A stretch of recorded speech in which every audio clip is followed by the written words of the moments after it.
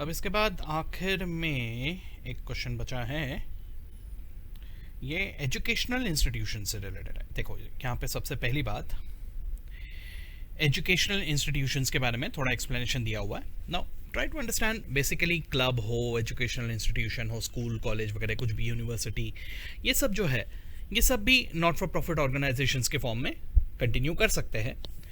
फर्क सिर्फ इतना पड़ता है, everything is same, there is nothing different, everything is same, बस नाम में फ़र्क पड़ता है। मतलब जैसे क्लब वगैरह में सब्सक्रिप्शन आता है, तो एजुकेशनल इंस्टीट्यूशन में हमें फीस मिलता है ना, स्टूडेंट से ये लोग फीस कलेक्ट करते हैं। स्कूल कॉलेज क्या करते हैं, स्टूडेंट से फीस कलेक्ट करते हैं, बराबर। तो शुरुआत में यहाँ पे थियरी में वही सब चीज़ें दिया हुआ है कि इनके क्या क्या normal common forms of source of revenue वगैरह होते हैं। जैसे यहाँ पे देखो आपको दिखाई दे रहा होगा कि भाई इनके लिए एक तो डोनेशन फ्रॉम पब्लिक होता है ना, कई बार बिल्डिंग बना रहा है, ये बनाना है, वो बनाना है, तो उसके नाम पे वो लोग डोनेशन लेते हैं पब्लिक से, है ना। तो एक तो ये हो सकता है, दूसरा फीस, ट्यूशन फीस वगैरह, और तीसरा गवर्नमेंट से ग्रांट वगैरह मिलते हैं, ठीक है। अब फीस तो खैर ठीक है, मुझे समझ में आ रहा है कि ये हम लोग रेवेन्यू नेचर का ही मानेंगे, लेकिन डोनेशन फ्रॉम पब्लिक और ग्रांट, ये दोनों की अगर बात करें तो बात को ज़रा समझने की कोशिश करेंगे। सबसे पहली बात, donation can be revenue, can be capital, both, ठीक है। कुछ नहीं दिया रहा तो उसे रेवेन्यू नेचर का ही मानते हुए हम लोग आगे बढ़ेंगे। लेकिन अगर स्पेशल, वही सेम लॉजिक लगा रहे वापस से, अगर स्पेशल कोई डोनेशन दिया है, जैसे बिल्डिंग बनाने के लिए डोनेशन, ऐसा कुछ नाम से दिया हुआ है, तो ही हम उससे कैपिटल नेचर का मानेंगे, अदरवाइज रेवेन्यू नेचर का ही मानेंगे, यानी वो इनकम एंड एक्सपेंडिचर अकाउंट में ही जाएगा, ठीक है। अब ग्रांट्स की अगर मैं बात करूं तो जरा समझने की कोशिश करो। एजुकेशनल इंस्टीट्यूशंस को गवर्नमेंट की तरफ से अक्सर ग्रांट मिलते रहते हैं, ठीक है। अब ये जो ग्रांट मिलता है ये भी दो तरह के होते हैं, है ना। ये वन टाइम भी हो सकता है और ये रेगुलर एनुअल नेचर का ग्रांट भी होता है ना। तो जो गवर्नमेंट के एफिलिएटेड जो भी रहते हैं स्कूल्स, इनको गवर्नमेंट अपनी तरफ से कुछ पेमेंट देता है। This is basically for the staff salary, या कोई रेंट वगैरह रहा, या यूजुअल वर्किंग एक्सपेंसेस के लिए ये चीज़ें दिए जाते हैं, ठीक है। तो अगर कुछ नहीं दिया रहा तो हम लोग ग्रांट फ्रॉम गवर्नमेंट को रेवेन्यू नेचर का मानेंगे यहाँ पे, ठीक है।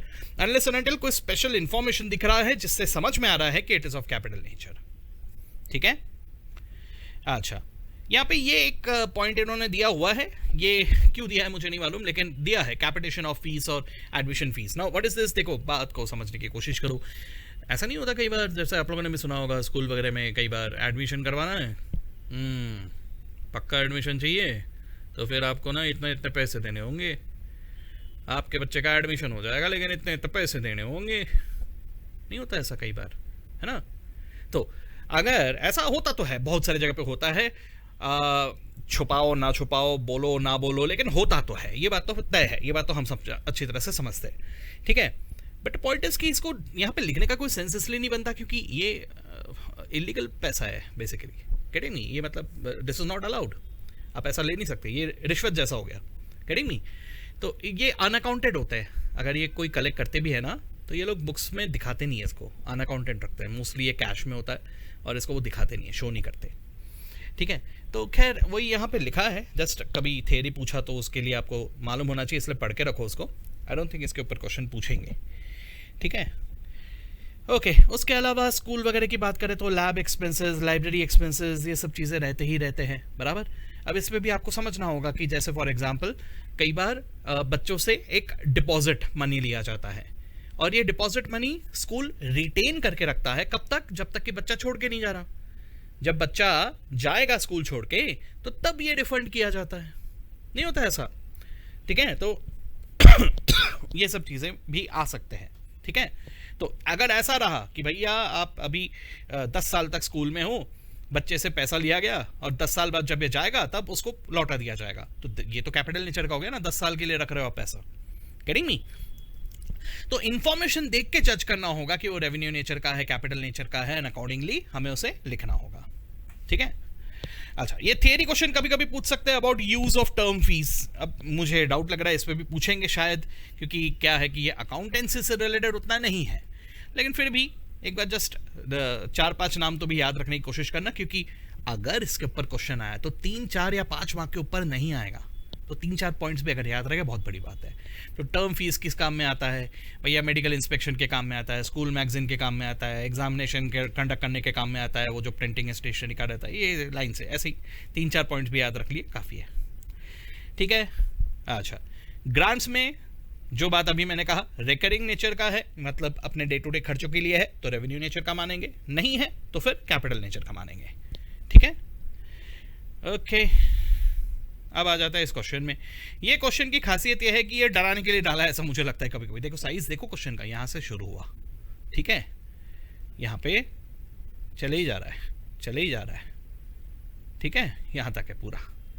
अब ये जब अगर ऐसा ही क्वेश्चन हमारे क्वेश्चन पेपर में प्रिंट हुआ तो बढ़िया इतने पेजेस भरे हुए रहेंगे कि बच्चा देख के ही घबरा जाएगा, अरे बाप रे इतना बड़ा क्वेश्चन, ठीक है, और मार्क्स कितने? सिर्फ 10 मार्क, यार इतने कम मार्क्स दे रहे यार, गेटिंग मी? तो ये ऐसा ही होगा, ठीक है। अब ये टाइम कंज्यूमिंग है, हार्ड नहीं है, this is not at all difficult, बिल्कुल भी हार्ड नहीं है, लेकिन हाँ टाइम कंज्यूमिंग है, लिखना बहुत पड़ता है, ठीक है। तो चलो फटाफट इसको देख लेते हैं हम लोग। अब इसमें ना एक चीज़ का ध्यान रखना पड़ता है आपको, इसके प्रेजेंटेशन में कॉन्ट्रा इफेक्ट वाले अकाउंट्स बहुत होंगे ऑलवेज कॉन्ट्रा अकाउंट वाले बहुत होंगे, ठीक है। तो अपने को ना पूरा एक बार अच्छे से समझना पड़ेगा, पढ़ना पड़ेगा और याद भी रखना पड़ेगा। अब यही एक हो जाता है, नज़रअंदाज हो जाता है, कई बार हम लोगों ने भूल जाते हैं कोई कोई चीज़ें। तो ऐसा कुछ नहीं है, अगर आपने अलग अलग भी लिख लिया तो भी चलता है, बट स्टिल थोड़ा सा जितना हो सके उतना ध्यान रखना, ठीक है, ओके। तो ये है क्वेश्चन। अब यहाँ पे हमें दिया हुआ है ट्रायल बैलेंस, ठीक है, क्वेश्चन में हमें दिया हुआ है ट्रायल बैलेंस, ठीक है, और कुछ एडजस्टमेंट्स पूछा गया है कि भाई इनकम एंड एक्सपेंडिचर बनाओ और बैलेंस शीट बनाओ, ठीक है। चलो ठीक है, एडजस्टमेंट्स मार्क कर लेते पहले, ठीक है। Material and supply consumed, consumed के बारे में कह रही है, ठीक है। अच्छा, तो मटेरियल एंड सप्लाईज के बारे में कहीं अगर लिखा है तो उसको मार्क करना पड़ेगा। अभी इतना कुछ लिखा है, देखो मैं ना यहाँ मार्क करके रखता हूँ परचेजेस, ठीक है, स्टोर्स एंड सप्लाई जो खरीदा है हमने उसी में से कंज्यूम करेंगे ना, तो उसको मार्क करके रख लिया, ठीक है। लेकिन जिस पर्पस के लिए हुआ उस पर्पस के चीज़ों को भी मार्क करके रखना होगा, क्योंकि कई बार ऐसे ग्रुप्स बनाए जाते हैं, भैया टीचिंग के खर्चा, रिसर्च का खर्चा, स्टूडेंट्स वेलफेयर का खर्चा, ऐसे अलग अलग कैटेगरीज में हमें उनको लिखना पड़ता है, ठीक है। तो कुछ नहीं है, मजदूरी करवा रहे हैं हमसे, ठीक है, इसको देखो इधर से माइनस करो उधर प्लस करो, इधर से माइनस करो उधर प्लस करो, ऐसे मजदूरी करवा रहे हैं और कुछ नहीं, इसमें दिमाग लगाने लायक कुछ नहीं है। बस एक पूल ऑफ फंड्स बना हुआ है जिसमें से अपने को वो एक जगह पे डालो, उधर डालो, उधर डालो, ऐसा अलग अलग जगह पे अपने को उसको डिस्ट्रीब्यूट करने का है। तो करेंगे इसको, मजदूरी करवा रहे हैं तो करना तो पड़ेगा, क्या करेंगे। तो एक काम करो, टीचिंग एक्सपेंसेस करके कहीं दिख रहा है क्या? देखो देखो ये सैलरी टीचिंग, इसको मार्क कर दिया मैंने, ठीक है। उसके अलावा रिसर्च, रिसर्च के बारे में कहीं कुछ दिख रहा है क्या? देखो रिसर्च, डायरेक्ट रिसर्च के नाम से ही दिख रहा है। स्टूडेंट्स वेलफेयर, इसको भी मार्क कर लिया, ठीक है। और एक क्या था? गेम्स और स्पोर्ट्स, गेम्स और स्पोर्ट्स एक्सपेंसेस, इसको भी मार्क कर लिया, है ना। इधर अपने को हटाना है, वो परचेज में से हटा के इधर डालने का है, कंज्यूम किया है वो, ठीक है। तो ठीक है, वो देखते भी। फिर tuition fee receivable from government for backward class scholars, ठीक है। तो ट्यूशन फीस में एडजस्टमेंट है, देखो भाई कहाँ है tuition fees, tuition fees received, ये रहा, इधर एडजस्टमेंट है, ठीक है। उसके अलावा क्या है? Store selling prices are fix to give a net profit of 10% on selling price, ठीक है, यानी स्टोर्स के सेलिंग प्राइस पे 10% प्रॉफिट है। क्या हमें कहीं कुछ ऐसा दिया? हाँ दिया है भाई, स्टोर्स का ये सेल्स दिया हुआ है, इसके बारे में एडजस्टमेंट, ठीक है। अच्छा देखेंगे उसको भी। उसके अलावा depreciation, building, plant and machinery, furniture and motor vehicle, building, plant and machinery, furniture and motor vehicle, ठीक है। ध्यान से देखना भैया, ये सब पे प्रोविजन फॉर डेप्रिसिएशन है, तो थोड़ा संभाल के, ठीक है देखेंगे क्या है। तो ये मार्क कर लिए, अब एक एक करके शुरू कर लेते हैं, ठीक है। सबसे पहले सेमिनार एंड कॉन्फ्रेंस रिसिप्ट्स, ये नाम पढ़ते ही मुझे डाउट होता है, ये एक्सपीरियंस से आता है, धीरे धीरे धीरे धीरे आपको भी आएगा प्रैक्टिस करते करते, कि भाई कॉन्ट्रा इफेक्ट वाले दिख रहे हैं, इसका कहीं ना कहीं कोई ना कोई खर्चा होगा, ठीक है। तो एक बार ना पूरा नजर घुमा लेना, सेमिनार एंड कॉन्फ्रेंस रिसिप्ट्स, है ना। अब सेमिनार एंड कॉन्फ्रेंस रिसिप्ट से रिलेटेड कुछ और कहीं दिख रहा है क्या? कॉन्ट्रा, रिसिप्ट से तो खर्चा कहीं दिख रहा है क्या? देखो अच्छी तरह से देखो, इस पेज में तो मुझे कुछ नजर नहीं आ रहा है, अगले पेज में आ रहा हूं मैं। मिला, दिखा गया, सेमिनार एंड कॉन्फ्रेंस एक्सपेंसेस बराबर। तो यही है कॉन्ट्रा इफेक्ट, हम लोग को इनर कॉलम में लिख के एडजस्ट करके लिखना होगा। ठीक है, तो क्या लिखेंगे हम लोग? रिसिप्ट्स हुए 4,80,000, खर्चे हुए 4,50,000, यानी अल्टीमेटली 30,000। Getting me? ये कहां जाएगा? इनकम एंड एक्सपेंडिचर में। तो इनकम एंड एक्सपेंडिचर में ये देखो 4,80,000 को इनर कॉलम में लिखा इन्होंने, 4.5 लाख माइनस किया, 30,000 फाइनल इनकम। ठीक है, बस ऐसे ही चलते जाओ। अभी कंसल्टेंसी रिसीप्ट्स, इसका भी कुछ ना कुछ हो सकता है खर्चा। देखो एक बार, कंसल्टेंसी का खर्चा दिख रहा है क्या कहीं? 120,000 के रिसिप्ट है, कहीं एक्सपेंस दिख रहा है क्या? यहां तो नहीं दिख रहा, ये रहा इसी के नीचे बराबर। ठीक है, 28,000। ठीक है, वही चीज करना है। 120,000 रिसिप्ट है, 20,000 एक्सपेंस है, फाइनल इनकम 1 लाख। ठीक है, टिक करते हुए चलो, ये हो गया, ये हो गया, ये दोनों हो गए। ठीक है, उसके बाद सिक्योरिटी डिपॉजिट, स्टूडेंट से सिक्योरिटी डिपॉजिट मिला है, क्या ये मेरे लिए इनकम है? डिपॉजिट को क्या हम लोग इनकम मान सकते हैं? नहीं, ये क्या है? डिपॉजिट है, तो ये जाएगा सीधा बैलेंस शीट में। ठीक है, तो इसे लिख देते हैं बैलेंस शीट में। सिक्योरिटी डिपॉजिट कहाँ लिखा है भाई इन्होंने? इतने इसमें इतने डिटेल्स है ना कि ढूंढने में टाइम लग जाता है।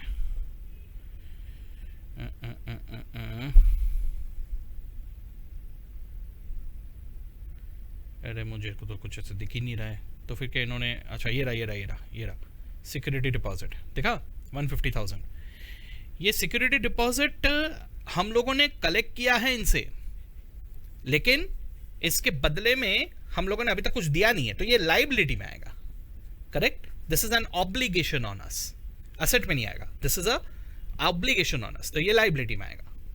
ठीक है, अच्छा कैपिटल फंड ओपनिंग बैलेंस दिया हुआ है 16,06,000, ओपनिंग बैलेंस लिख के छोड़ देंगे 16,06,000। ठीक है, उसके बाद research fund, building fund, provident fund सब लाइबिलिटी में आएंगे। 8 lakh, 25 lakh, 5 lakh 10,000। Research fund, building fund 8 lakh 25 lakh और प्रोविडेंट फंड 5 लाख 10,000। ठीक है, यस।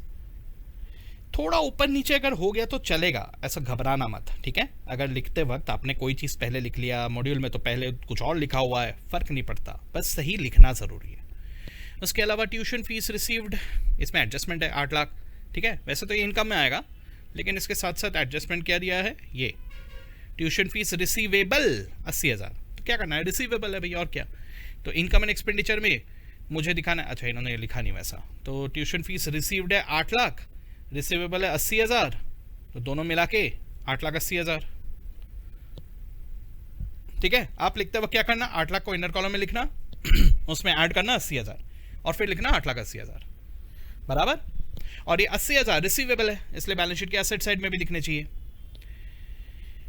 ये रहा ट्यूशन फीस रिसीवेबल 80,000। ठीक है, चलो ठीक है, ये भी हुआ।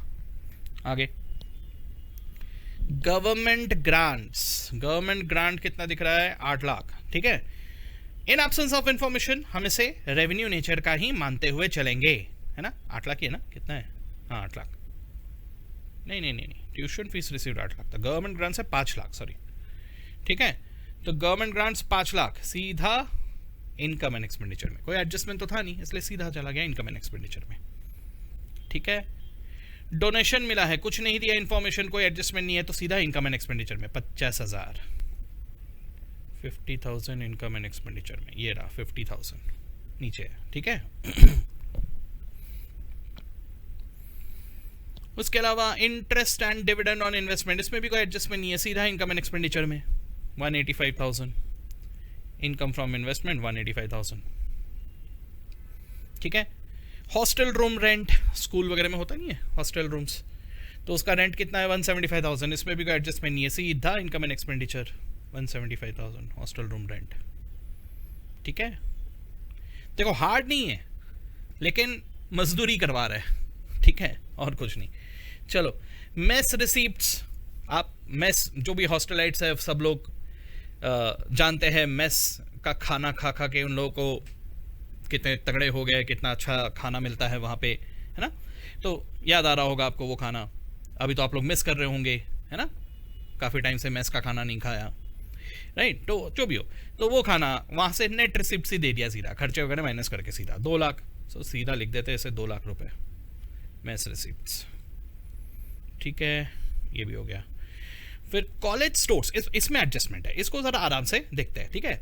मतलब कैसा है कि इस कॉलेज के स्टोर्स में हम लोगों ने कुछ कुछ चीज़ें खरीद के रखे हुए हैं, लेकिन पॉइंट इज कि देखो भाई, कई बार हम लोग कॉलेज स्टोर्स में ऐसे बहुत सारी चीज़ें खरीद के रखते हैं जो लॉन्ग टर्म यूज़ के लिए होता है। तो भाई मैंने कोई चीज़ खरीदा जो 3 साल 4 साल 5 साल यूज़ करने वाला हो, तो मुझे प्रोपोर्शनेटली सिर्फ इस साल का खर्चा लिखना है ना, मुझे 3 4 5 साल का एक साथ थोड़ी लिखूंगा, वो तो कहीं ना कहीं डेफर्ड रेवेन्यू हो गया बराबर। तो उसमें से मुझे ना प्रोपोर्शनेटली ढूंढना पड़ता है कितना इस साल का है। तो देखो स्टोर्स के बारे में कैसा होता है, बात को समझने की कोशिश करो आप लोग। जैसे फॉर एग्जांपल अगर मैं कह रहा हूं कि आपने घर पे 50 किलो चावल खरीदा है बोरे वगैरह नहीं खरीदते कट्टा, तो आपने 50 किलो चावल खरीदा है, ठीक है। अब महीने में क्या, इसका मतलब आपने 50 किलो चावल खा लिया, वैसे तो डिपेंड करता है फैमिली का साइज क्या है, लेकिन मान के चलो एक एवरेज 4 जन 5 जन रहते हैं फैमिली में, तो 50 किलो चावल, मजाक कर रहे हो, पॉसिबल ही नहीं है, ठीक है। तो इतना तो कंज्यूम हो नहीं सकता। तो मान के चलो एक महीने में हमने कितना कंज्यूम किया, मान लो 6 किलो 7 किलो ऐसा कुछ तो भी कंज्यूम किया, गेटिंग मी। तो अगर मुझे इस महीने के एक्सपेंस के बारे में कहना है तो मैं कितना लूंगा, जितना खरीदा उतना नहीं, खरीदा तो 50 किलो है, लेकिन इस महीने का एक्सपेंस कितना है, जितना कंज्यूम किया, getting me. So purchases are not necessarily expenses. आप सोच के देखो, कोई होटल वाले लोग हैं, अब ये लोग होटल वाले खाने की चीजें बहुत सारी चीजें खरीद के रखते हैं, बल्क में खरीद के रखते हैं, है ना, चावल गेहूं बहुत सारा खरीद के रखते हैं, लेकिन इनके गोडाउन में ये पड़े रहते हैं ये पूरा का पूरा ये लोग अपने एक्सपेंस में रिकॉग्नाइज नहीं करते, ये उतना ही रिकॉग्नाइज करते हैं जितना उन्होंने इस बार कंज्यूम किया है खाना बनाने के लिए, getting me. So the same thing will be down here. हम लोग यहां पर ये स्टोर्स में से ना कितना कंज्यूम किया है ये ढूंढ के निकालेंगे, ठीक है। तो देखो यहां पर मुझे दिया हुआ है बहुत सारी चीजें एक साथ देख रहा हूं मैं, हाँ। मैं सबसे पहले इधर ध्यान दे रहा हूं, कॉलेज का स्टोर्स का सेल, उसके अलावा opening stock of college store, उसके अलावा परचेज ऑफ कॉलेज स्टोर, ठीक है। ये सब चीजें मुझे यहां पर दिए हुए हैं, और ये इधर मुझे इनका कंजम्पशन के बारे में भी कुछ कुछ चीज़ें दिया हुआ है, और यहाँ पर एक चीज़ और दिया हुआ है कि हमने जो बेचा है ना उसमें कितना प्रॉफिट इंक्लूडेड है। बड़ा आसान कर दिया है यार, देखो क्या दिया है, net profit of 10% on selling price, net profit of 10% on selling price आसान हो गया फिर तो।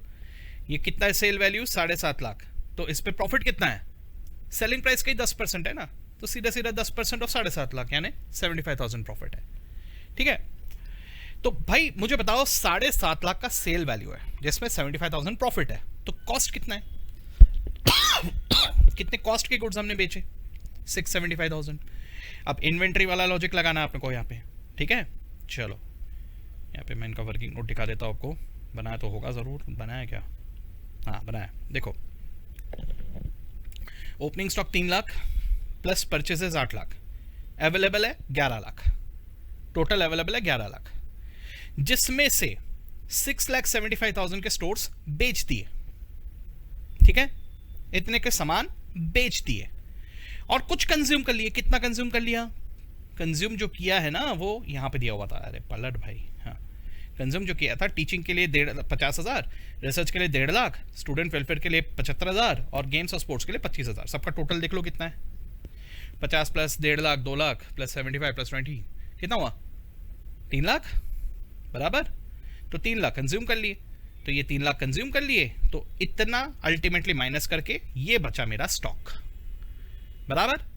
सारे इंफॉर्मेशंस को एक साथ लिख दिया। अब इसको हम लोग को भी लिखना है प्रॉपर्ली, हाँ, ये तो वर्किंग नोट देख रहे हैं सिर्फ हम लोग।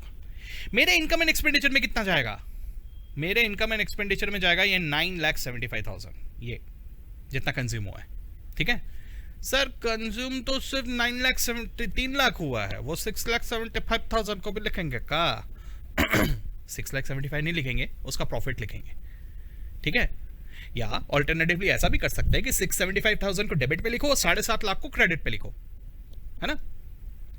जो 675,000 का खरीदने का खर्चा है वो डेबिट पे लिखो, बेचने का खर्चा क्रेडिट पे लिखो, ठीक है। या लिखने को तो हम ऐसा भी लिख सकते हैं, कैसा, देखो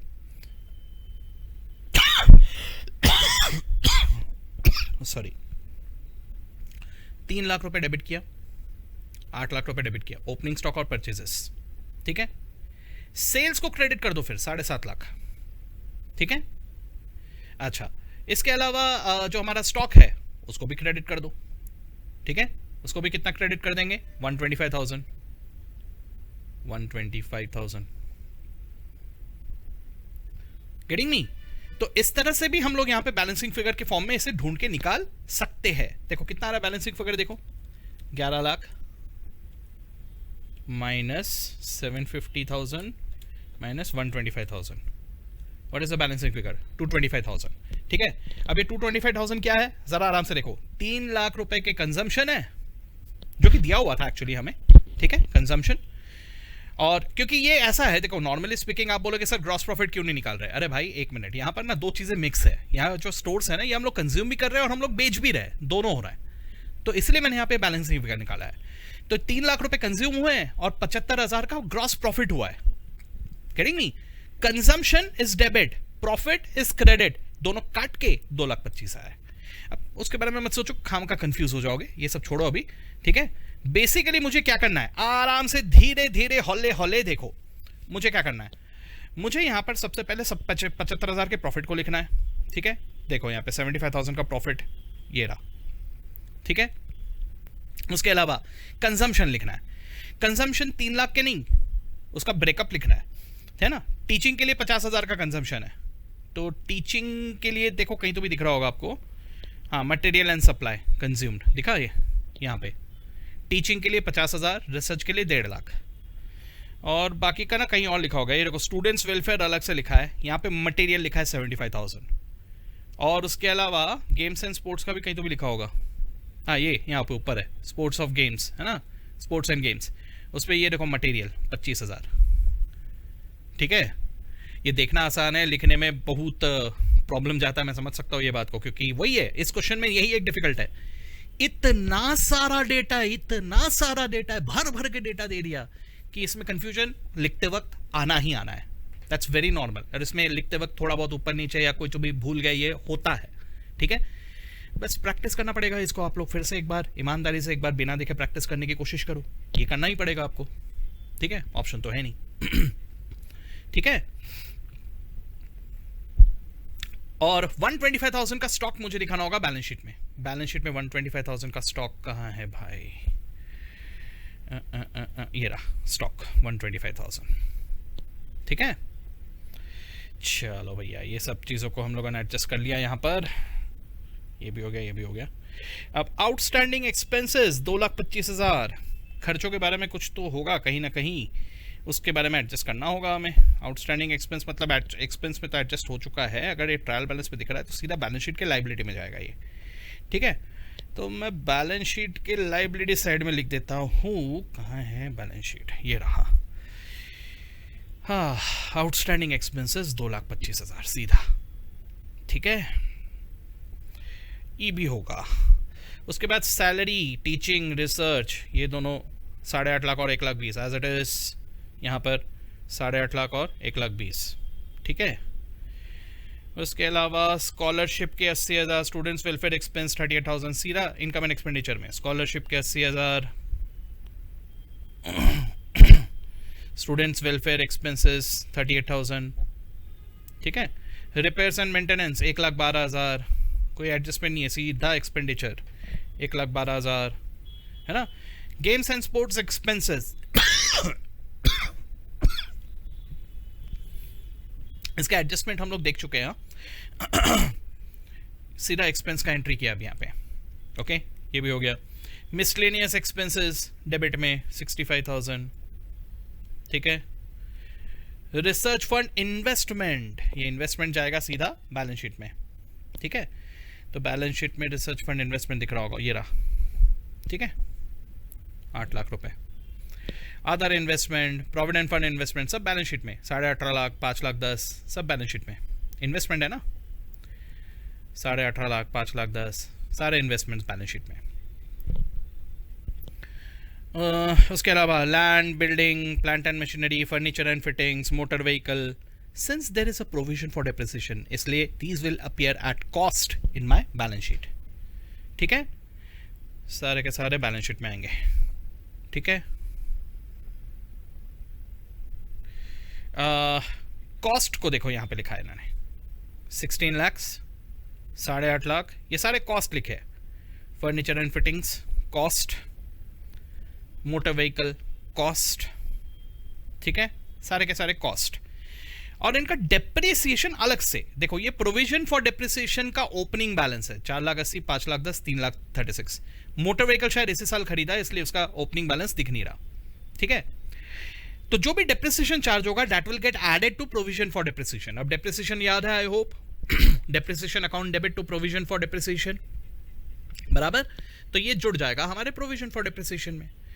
तो चलो अब देखो, प्रोविजन फॉर डेप्रिसिएशन के लिए डेप्रिसिएशन निकालना पड़ेगा। पहले तो डेप्रिसिएशन हमें स्ट्रेट लाइन बेसिस से लगाना है, 5%, 10%, 10%, 20% निकाल लोगे कॉस्ट ऑफ एसेट पे। ठीक है, ये होमवर्क दे रहा हूं आपको, इतना पार्ट है ना।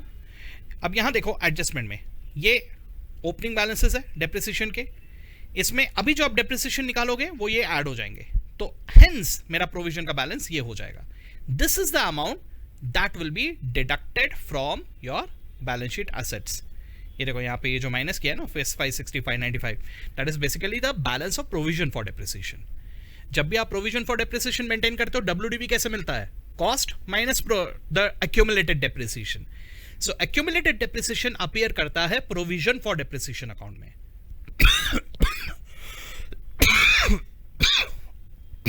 काफी लंबा हो गया ये वीडियो। ओके, बस मोटर व्हीकल के लिए अलग से आपको एक और प्रोविजन मेंटेन करना होगा, वो नया है, उसमें कोई ओपनिंग बैलेंस नहीं था। Done. And finally we have the cash and bank balance and library 642,000 cash and bank, library 3,60,000 सब एसेट है, लाइब्रेरी का सामान भी तो एसेट है ना। 3,60,000, 642, दैट्स इट। ये सब चीज़ें को अब आपको क्लोज करना है, डेप्रिसिएशन यहाँ पर आ जाएंगे सारे एक एक करके, एंड हेंस फाइनली सरप्लस जो कि कैपिटल फंड में ऐड होगा, टैली करो।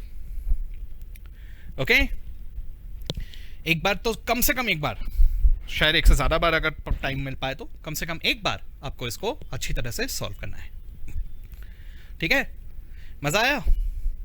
So that was the interesting question.